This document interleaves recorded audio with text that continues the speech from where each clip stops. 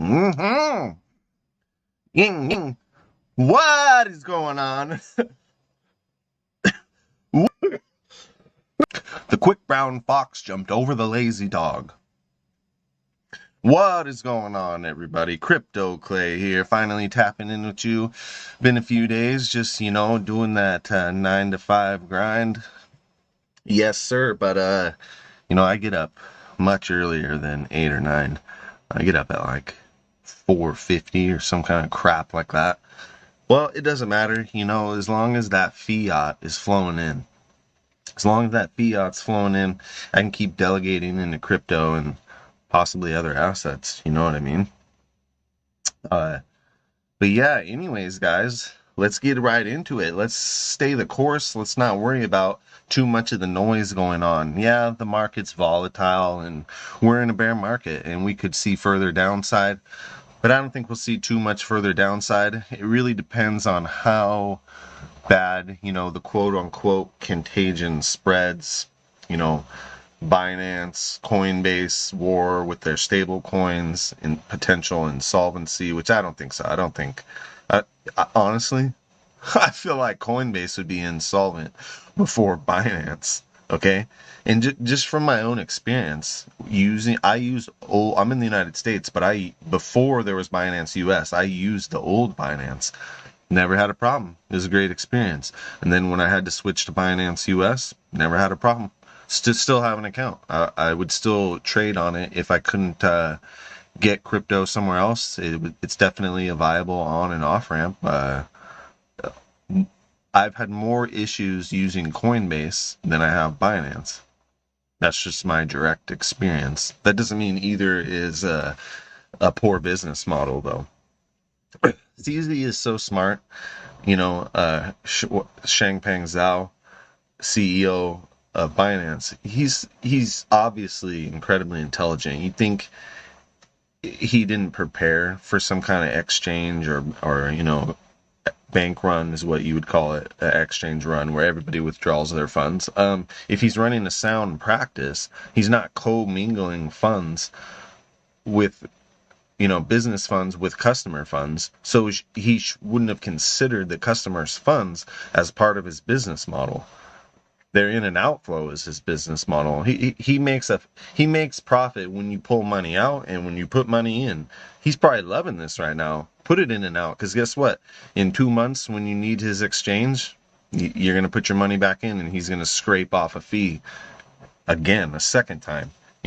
So it doesn't really matter to him. If you're running a sound exchange, yeah, you should expect people to withdraw their money in and out. I don't get it.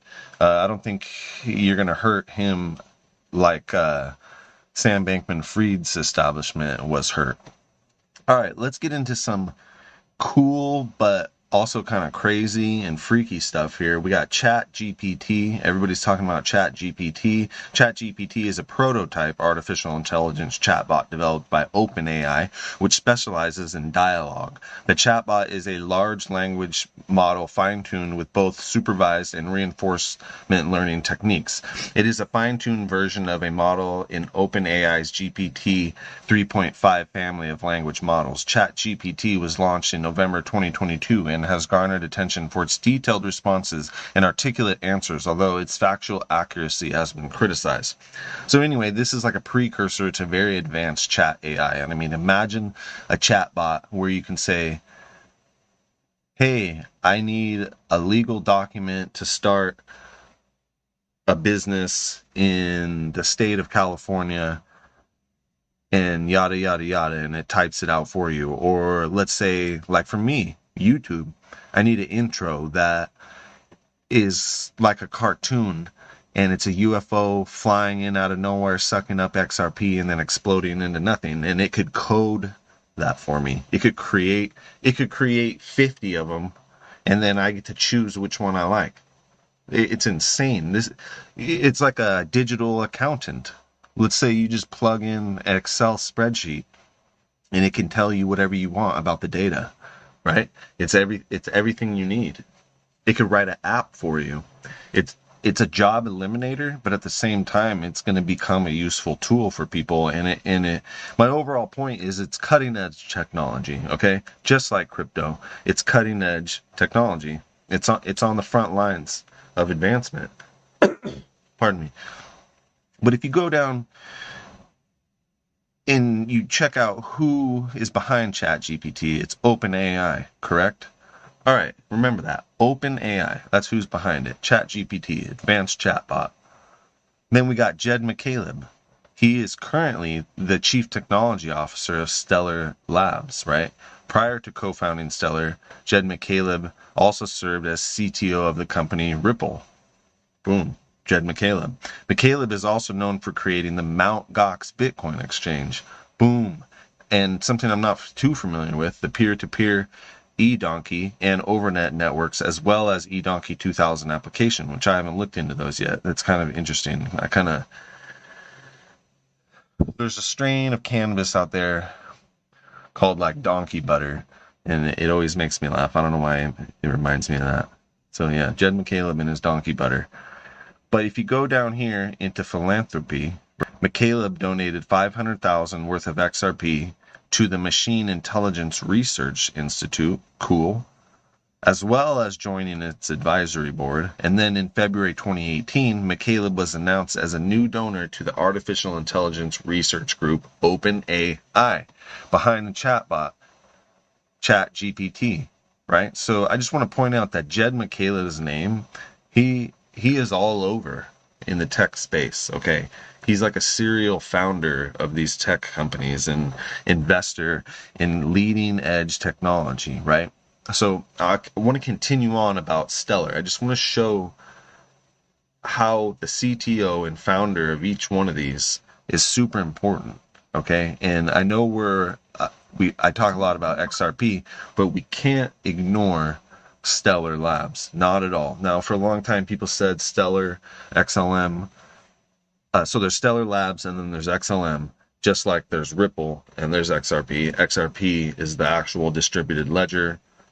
Ripple is the technology company building interfaces to use XRP's blockchain. Same thing with Stellar Labs, which is actually a non-profit foundation. Super smart, in my opinion, to create a non-profit. And Jed McCaleb had a reasoning for that. He said a currency foundation shouldn't be for profit, and that's pretty smart to me. Okay, so anyway, we go into the Stellar website, checking things out. I like to see what Stellar Labs, the technology nonprofit company behind XLM, is investing into. And you can check out this list here on their website, stellar.org. I'll link it for you down there. But so this is straight up what Stellar Labs is putting their money into, what they're helping develop. Okay, so we got Abra, a platform that will democratize access to financial services in the new markets. Amazing. AirTM, online dollar wallet for LATAM, which I believe is a stable coin. Correct me if I'm wrong. I'm not too familiar with it. Then you have BIT, enabling the digitization of national currencies. Then you have CoWire, a Nigerian-based fiat-to-crypto gateway and issuer of a NGN stablecoin. Then you have NetXD. NetXD offers solutions to enable seamless access to embedded finance for business. You have Rehive, custom-branded payment app builder. Satoshi Pay, nano payments for web content built on Stellar. Settle, digital asset settlement network across LATM and issuer BRL and ARS stablecoins. Tala, consumer credit products for the underserved. Tribal Credit, a corporate card built for startups. Wave, deposit, withdrawal, pay bills for free. Send for only 1%. Wire, a simple payment and savings API. So I was looking into these different investments, which, man, Stellar Labs is on a run with, you just heard what I listed.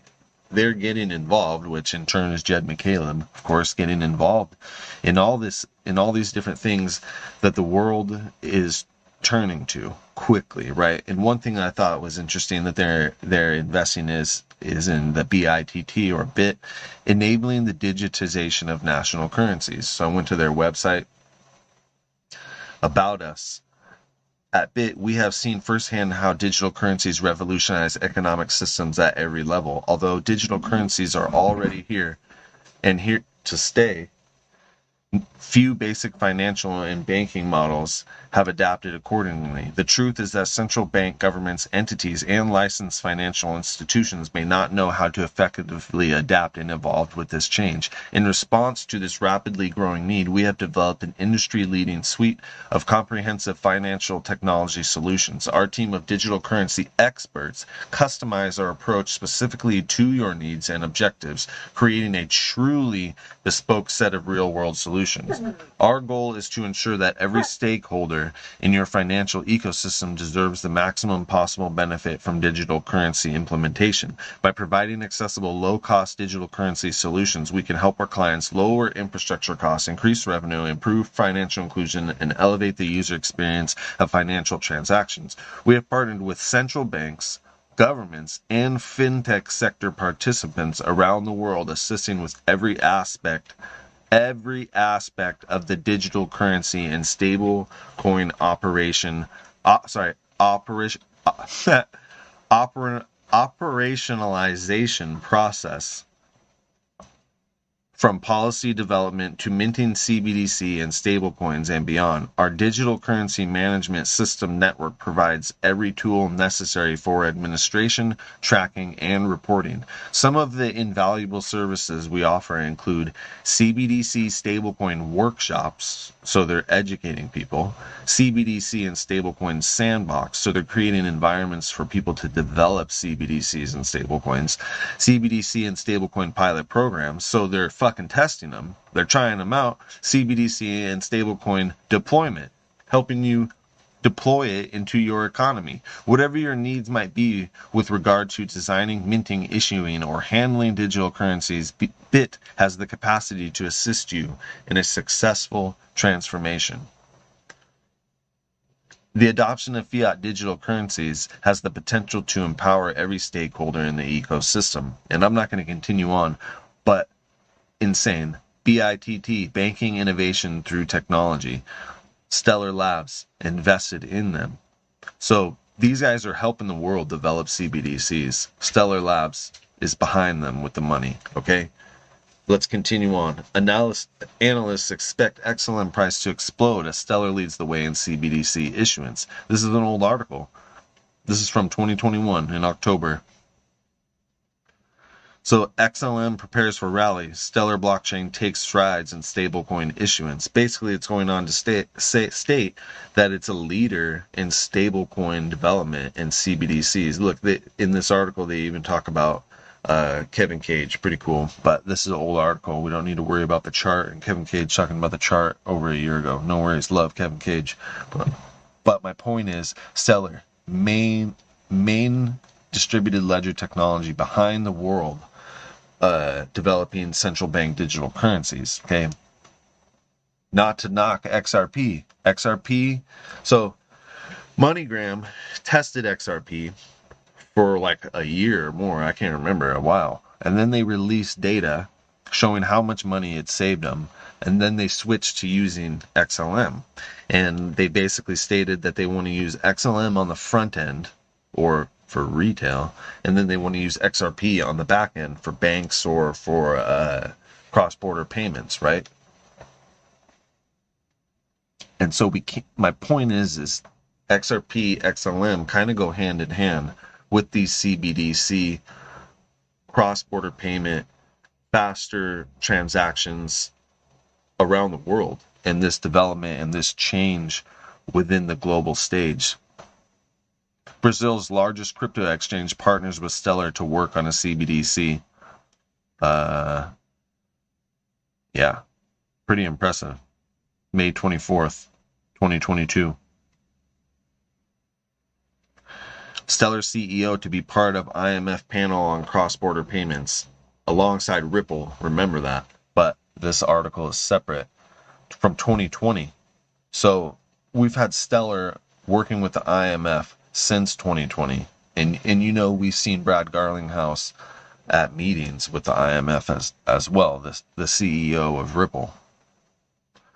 And every year, alongside Ripple, we have representatives from Stellar Labs at Davos, the World Economic Forum. We're you on about Stellar because we can't ignore Stellar Lumens. We can't ignore XLM. This isn't financial advice, but if you don't have a bag of Stellar, I mean, what the hell are you doing? All this stuff is pointing right at it, okay? And this is just scratching the surface. In a previous video, I talked about BNY Mellon's modernization of payments and collections, right? This is from 2016. BNY Mellon, a merger of two banks, oldest bank in the United States. You can see in here, talking about the modernization of payments. They show Ripple.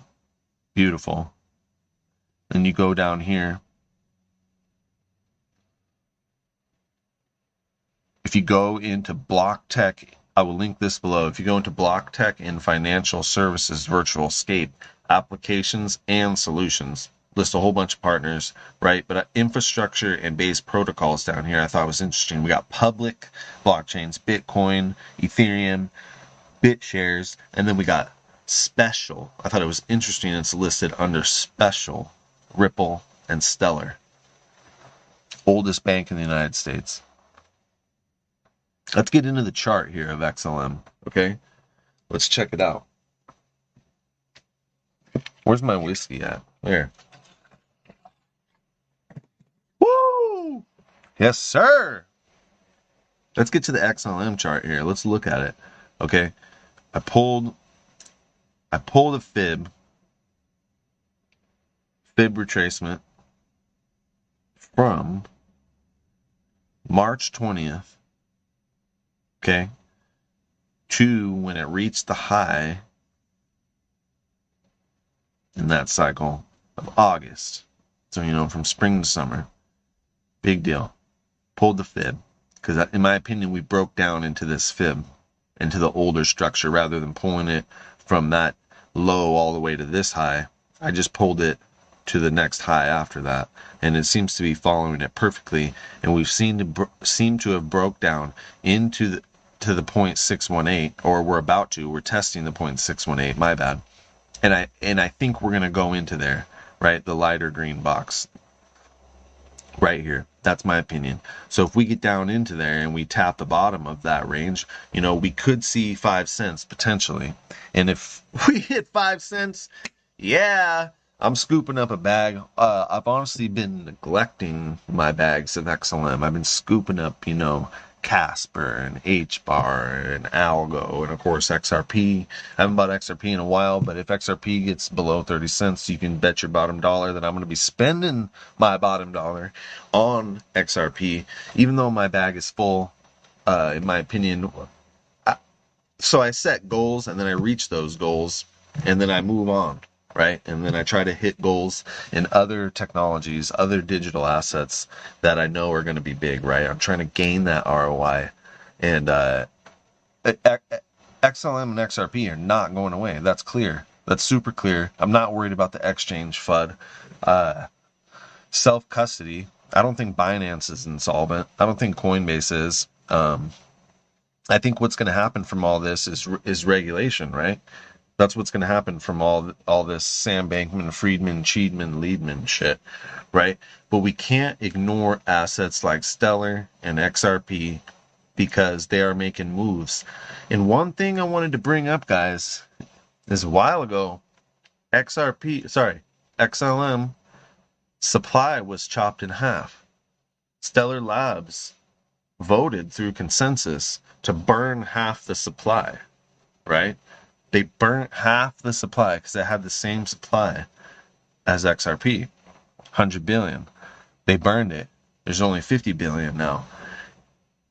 If you look at the XRP distribution, 50% was under Ripple's control through the smart contract that will expire. It's released less than 1% a month of the market's volume to Ripple under a smart contract. And then whatever they don't sell or donate or whatever they do with it to their customers, banks and institutions, then they put it back into escrow or escrow-like accounts within the XRP ledger. So that way they can have clarity and proof that they're not going to dump half the supply on the market, right? But at some point, that smart contract will dry up. It will burn up, okay? And there's speculation on when it ends, but from what I can tell, it's right around the next halving of Bitcoin. And that's pretty incredible. And I wonder, nobody's speculated this. Nobody. I have heard zero content creators talk about this. What is going to happen to that supply when that smart contract ends? What is going to happen to it? Is it up for grabs in the SEC versus Ripple lawsuit? Can they say, hey, that portion that's being released to you under the Nostro Vostro smart contract that's built within the XRP ledger, what you were doing there is a security. You were treating those tokens as a security to benefit the enterprise. So maybe they can somehow create a way to confiscate all that fucking XRP. Or through consensus and through legal framework, can they force Ripple to burn it? Or will Ripple burn it on their own accord? Are they going to follow in the steps of Stellar Labs, Jed McCaleb, and burn half that supply?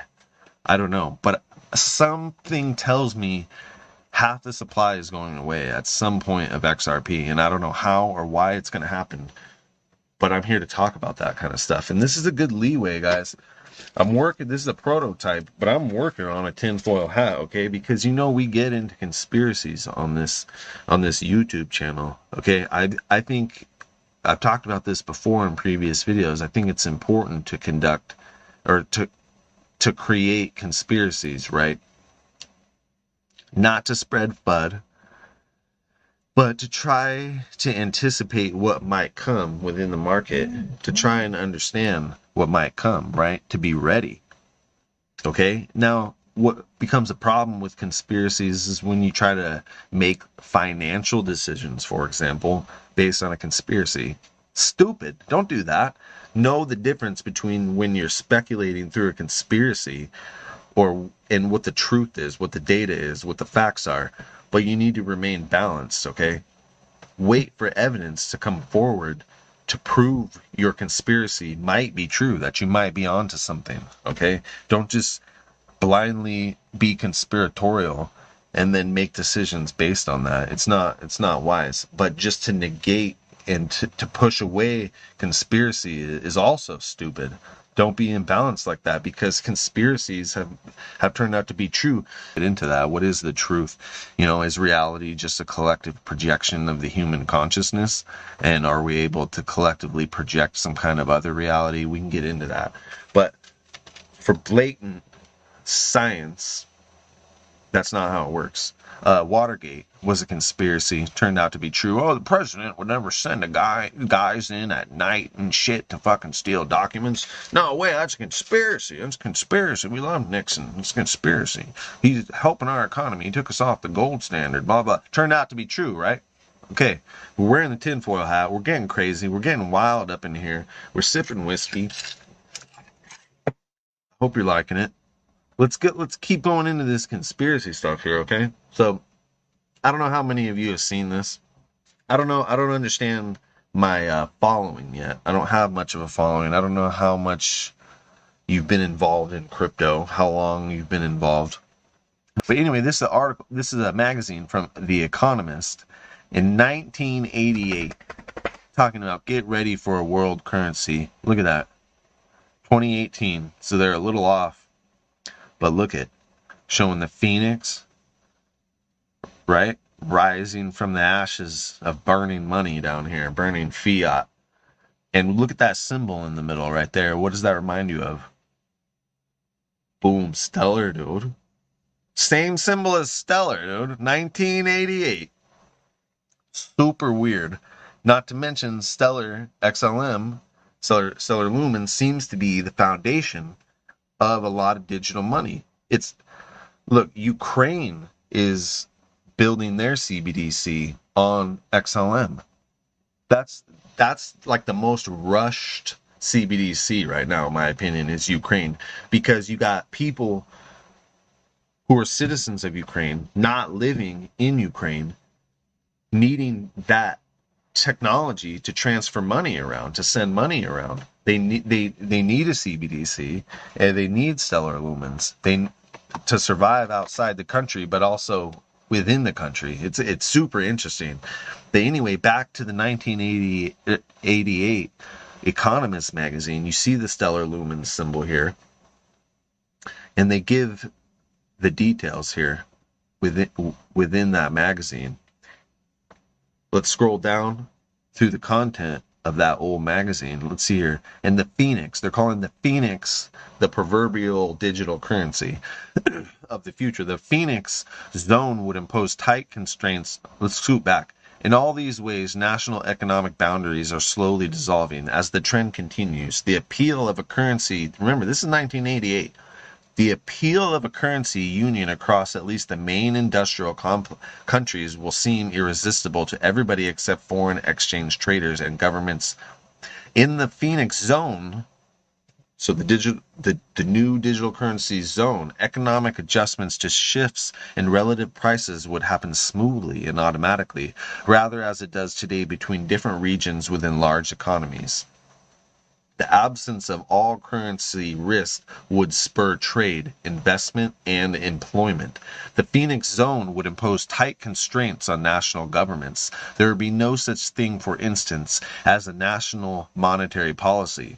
Interesting. This is 1988. Fascinating. The world Phoenix supply, or replace that, the world crypto, the world Bitcoin, the world XLM, the world XRP supply would be fixed by a new central bank, descended perhaps from the IMF.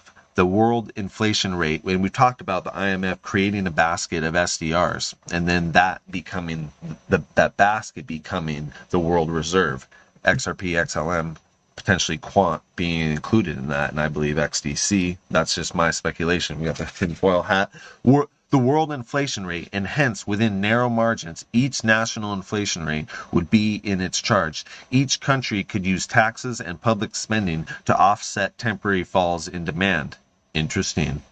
But it would have to borrow rather than print money to finance its budget deficit. With no recourse to the inflation tax, governments and their creditors would be forced to judge their borrowing and lending plans more carefully than they do today. This means a big loss of economic sovereignty. But the trend that makes the Phoenix so appealing are taking the sovereignty away in any case.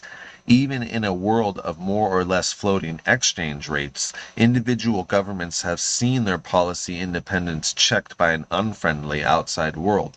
As the next century approaches, the natural forces that are pushing the world toward economic integration will offer governments a broad choice. They can go with the flow, or they can build barricades, which is what's happening right now. You see institutions, governments going with the flow of this technological paradigm shift, or you see branches resisting it, potentially the SEC, right? Preparing the way for the Phoenix will mean fewer pretended agreements. Fewer pretended agreements on policy and more real ones. It will mean allowing and then actively promoting the private sector use of international money alongside existing national monies. So they're talking about CBDCs working alongside the Phoenix, or alongside the XLM, or the XRP, or quant, or all the above, that would let people vote with their wallets for the eventual move to full currency union. The Phoenix would probably start as a cocktail of national currencies, or a cocktail of CBDCs, just as the special drawing right is today. They're even in 1988 bringing up the special drawing right. In time, though, its value against national currencies would cease to matter, because people would choose it for its convenience and the stability of its purchasing power. So CBDCs are just a transition to a one world currency, ladies and gentlemen. And they're talking about this concept in The Economist, 1988. The Phoenix wearing the symbol of stellar lumens. The alternative to preserve policymaking autonomy would involve a new proliferation of truly draconian controls on trade and capital flows. This course offers governments a splendid time. They could manage exchange rate movements, deploy monetary and fiscal policy without inhibition, and tackle the resulting bursts of inflation with prices and income policies. It is a growth crippling prospect.